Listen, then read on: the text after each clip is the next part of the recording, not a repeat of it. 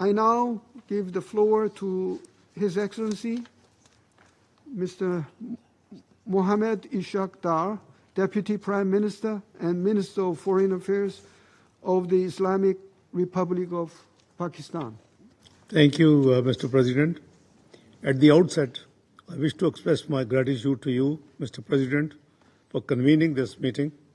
I welcome the participation of all distinguished ministers joining this important discussion today. I also thank Secretary General for his valuable briefing and thoughtful remarks. The Secretary General's voice has always been of wisdom and compassion in Palestine and beyond. To promote peace and alleviate human sufferings, we salute this dedication and devotion, Mr. Secretary General. Mr. President, we meet today in the shadow of a profound and deeply troubling tragedy. The Palestinian people are enduring unimaginable suffering, an unbearable daily toll of human lives, the destruction of homes and neighborhoods, and the obliteration of essential infrastructure. Hospitals, schools, and markets lie in ruins. Roads and utilities have been shattered. The very fabric of society has torn apart. Over 64,000 lives have been lost, and over 100,000 have been injured. These are not mere statistics. They were grieving mothers, anguished fathers, suffering children, and revered elders. The devastation is immense. The grief is immeasurable. The world must not remain silent. The humanitarian situation in Gaza has reached catastrophic proportions. Starvation grips the population, and famine has taken hold.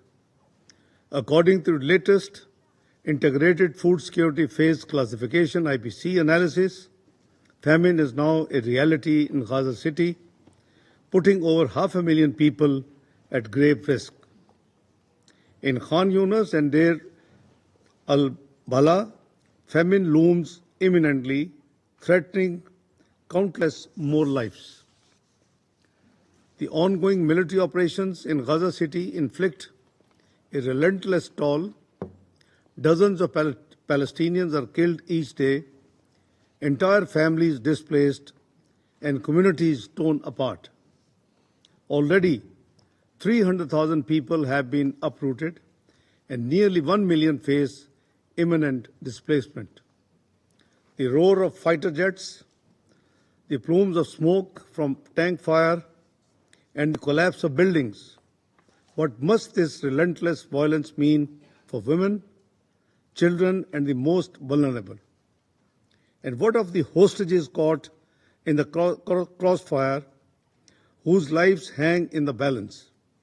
Mr. President, in the West Bank, illegal settlement expansion continues unabated.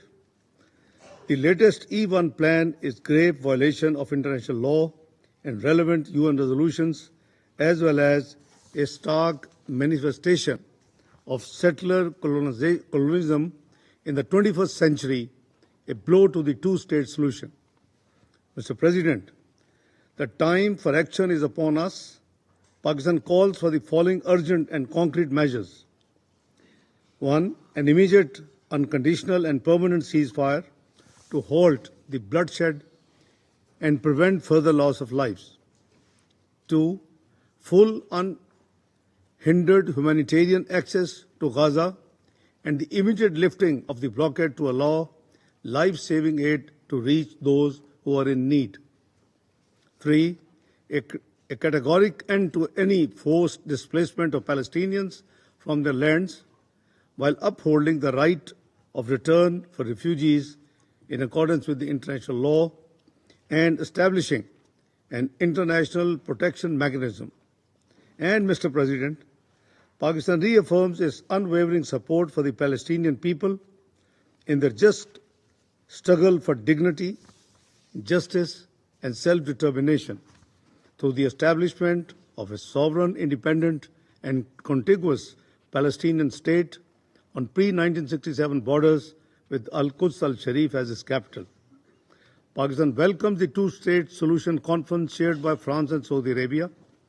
We also commend the recent recognitions of the State of Palestine by numerous member states, a step that reflects adherence to justice and the principle of international law.